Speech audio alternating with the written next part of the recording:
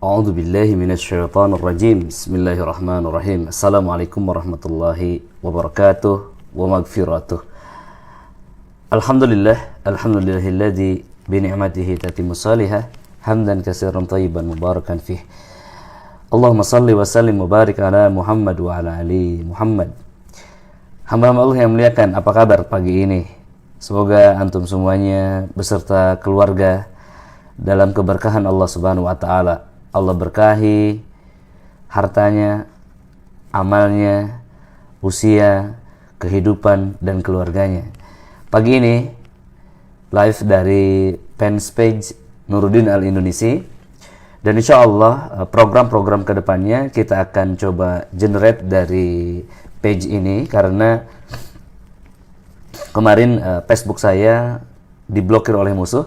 Jadi mudah-mudahan teman-teman semuanya bersedia untuk share dari Facebook ini, insya Allah, untuk generate program-program konsultasi ruqyah selanjutnya secara sistematis dan teratur. Iya, Ibu sekalian, pagi ini kita akan membahas dua hal yang berbeda, dua penyakit yang berbeda. Kita akan membahas tentang syifa dan dawa, ya. Untuk menggapai kesembuhan, seseorang harus memastikan telah melakukan diagnosa secara final dan kemudian menentukan obat, ya, dan mengkonsumsinya, ya, mengikuti aturan-aturan pakai, ya, mengurangi apa yang harus dikurangi dan menambah apa yang harus ditambah. Ya, ini adalah etika penyembuhan medis tentunya. Ya.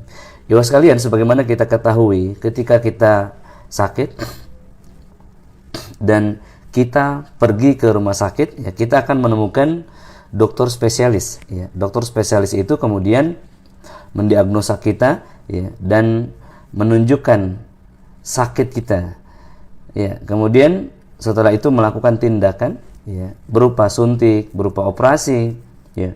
Kemudian juga hal-hal lain yang terkait, ya. Setelah itu dia membuat resep, ya, membuat resepi, dan kemudian memberikan kepada pasiennya, ya, dan kemudian dia memberikan advice, ya, nasihat-nasihat untuk memakan ini dan mengurangi yang ini, memperbanyak yang ini, mengurangi yang ini. Nah, begitupun dalam dunia ruqyah syar'iyyah, yang bahkan lebih kompleks daripada pengobatan medis sebenarnya, ya. Ketika seseorang mengalami dalam dirinya ada penyakit, ya, ada gangguan, ada blokade, maka dia mendatangi peruqyah. Dia mendatangi seseorang yang dianggap mengetahui tentang penyakitnya. Kemudian seorang peruqyah itu tak ubahnya seorang dokter, ya. Dia mendiagnosa penyakit ruhani, ya. Ya, penyakit-penyakit yang tidak nampak pada hatinya atau pada kolbunya. Kemudian dia menetapkan penyakitnya dan kemudian melakukan tindakan, yakni dengan melakukan ruqyah. Dia setelah melakukan ruqyah, maka peruqyah memberikan resep untuk ibu, herbalnya ini, ya, ibu lakukan ini dan itu, ya. Kemudian jangan dikurangi, jangan makan yang ini, jangan amalkan ini, tambahkan amalan ini. Seperti itu, ibu sekalian. Nah, ketika seseorang tersebut tidak mengikuti aturan-aturan sang dokter atau sang peruqyah, maka dia tidak akan menggapai kesembuhan secara teknis, ya, secara teknis, ya. Namun, ibu sekalian, Nabi Shallallahu Alaihi Wasallam telah menetapkan, ya, likulli da'in dawaun, seluruh penyakit itu ada obatnya. Faida usiba dawa'u da'i baro'a biiznillah ta'ala. Ketika penyakit jasad itu, penyakit-penyakit itu, ya, bertemu dengan obat yang tepat, maka sembuhlah dia atas izin Allah Subhanahu wa taala. Ya, redaksi yang Nabi sallallahu alaihi wasallam gunakan adalah ad-dawa, ya. Ad-dawa ini adalah meliputi penyakit-penyakit pada jasad. Ya, Nabi menyebutkan kalau penyakit itu bertemu dengan obat yang tepat, maka sembuhlah di atas izin Allah Subhanahu wa taala. Ya. Nah, ibu sekalian, ada orang yang meminum obat kemudian dia tidak mendapatkan kesembuhan. Ya, bagaimanakah dengan hal ini? Manusia terdiri dari dua unsur, yakni unsur ruh dan unsur jasad. Ya. Yang kemudian ruh dan jasad itu bertemu, maka lahirlah unsur jiwa. Maka ketika seseorang mengkonsumsi obat dan dia tidak sembuh, padahal yang memberikan advice adalah seorang yang profesional di bidangnya, yakni seorang dokter, maka bisa dipastikan penyakit itu bukan pada fisiknya. Ya. Artinya apa? Artinya seseorang tersebut salah obat, ikhwas kalian. Ya. Kalau salah obat, kira-kira akan sembuh apa tidak? Ya. Jawabannya tidak akan mendapatkan kesembuhan tentunya. Ya, maka apa yang harus dilakukan? Yang harus dilakukan adalah mencari lebih dalam, ya, mencari lebih details ya tentang penyakit yang dia alami. Bisa saja penyakit tersebut pada ruh, yang kalau pada ruh apa obatnya? Nah, kalau pada ruh obatnya adalah syifa. Ya, syifa ada dalam 4 bentuk. Ya, salat, tilawatil Quran, zikir dan ilmu. Allah Ta'ala berfirman, wa nunazzilu minal Qur'ani ma huwa syifa. Allah telah turunkan Al-Quran sebagai syifa. Lebih umum lagi Allah Ta'ala berfirman, a'udzubillahi minasyaitonir rajim, ya ayyuhan nasu qad za'atkum mau'idah min rabbikum wasyifa'un lima fis sudur.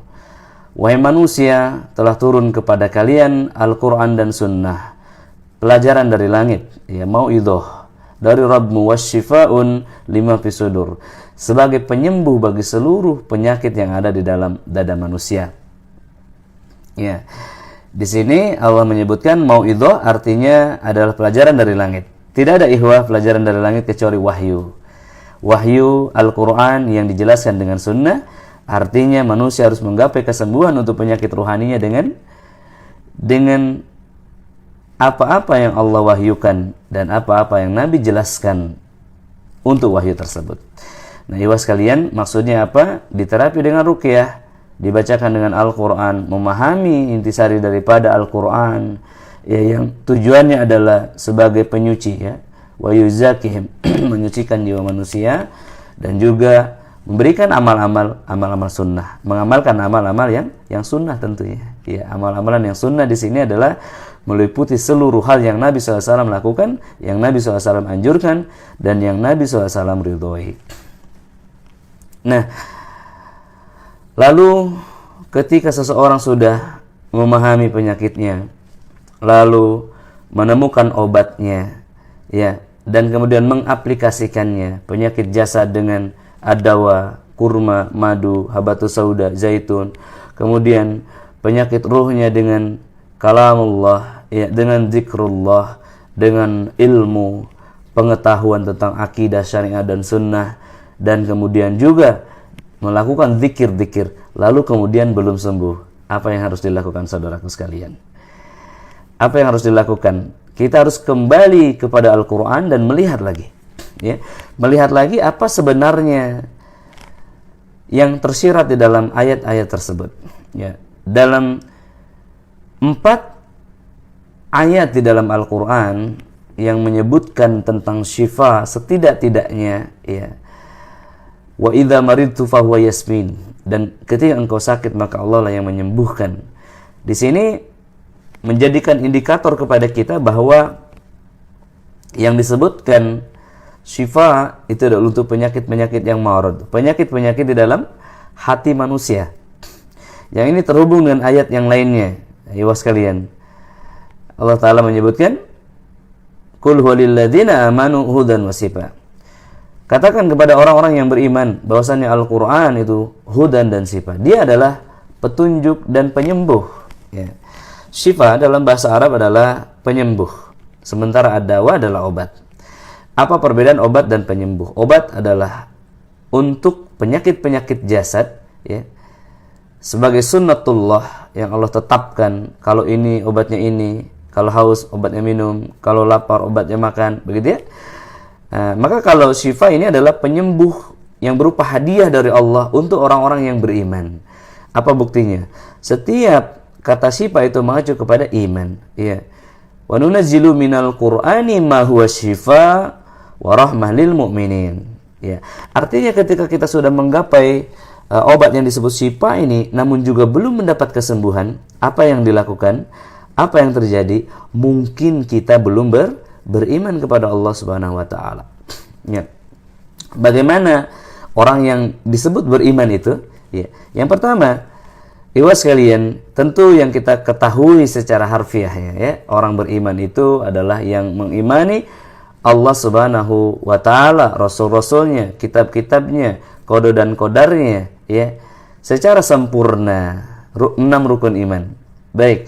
Namun secara hakikat atau secara tujuan yang sebenarnya, ya, tujuan dari iman itu atau kalimat dari iman itu sendiri adalah orang yang meyakini adanya kehidupan setelah kematian. Orang yang meyakini akhirat, adanya surga dan neraka, yang kemudian, ya, daya visualnya aktif, ya, menggerakkan tubuhnya, ya, dia mempersiapkan dirinya untuk masuk ke alam akhirat tersebut. Ya, realisasi daripada iman adalah ketakwaan, bertakwa kepada Allah Subhanahu wa taala, mempersiapkan amal-amal terbaik untuk bertemu dengan Allah Subhanahu wa taala. Nah, tanpa iman ini maka manusia tidak akan mendapatkan kesembuhan. Ya, bahkan akan terhalang dari Al-Qur'an. Allah taala menyebutkan, wa idza qara'tal qur'ana ja'alna bainaka wa bainal ladzina la yu'minuna bil akhirah hijaban mastura.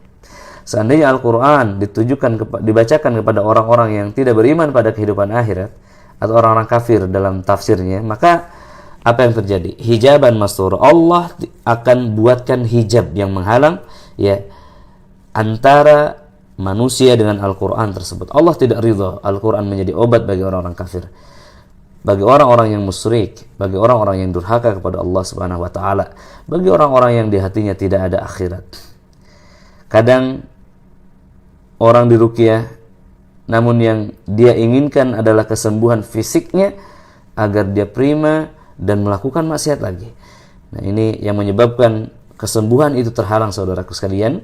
Maka ketika hak-hak Allah itu dipenuhi, ya, maka Allah Subhanahu wa taala akan memberikan kepada kita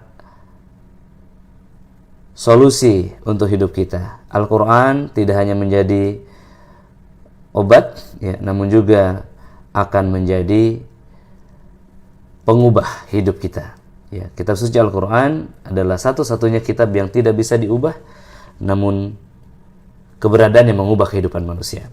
Ya, selanjutnya saya persilahkan ikhwas kalian barangkali ingin bertanya, ya, saya berikan kesempatan untuk 3 pertanyaan saja karena HP-nya lowbat ini, dan pagi ini saya mengisi acara di Masjid Raya Al-Azhar Bengkulu, ya, dan mungkin harus persiapan, ya, teman-teman yang ingin bertanya dipersilahkan di komentar berikutnya.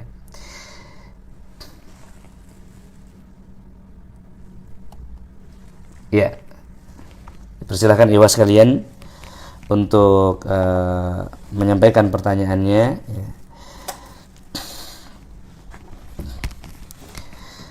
Beberapa pertanyaan yang hadir menyimak program ini, saya juga akan track dari device lain.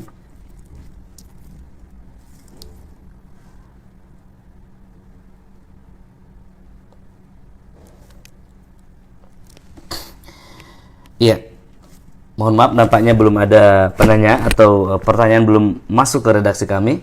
Ya, ini bisa dimaklum karena ini adalah perdana kita live di fanspage ini. Ya, mudah-mudahan ikhwas kalian bisa bantu share untuk menebarluaskan fanspage ini agar bisa dinikmati oleh kaum muslimin. Saya akhiri, wassalamualaikum warahmatullahi wabarakatuh.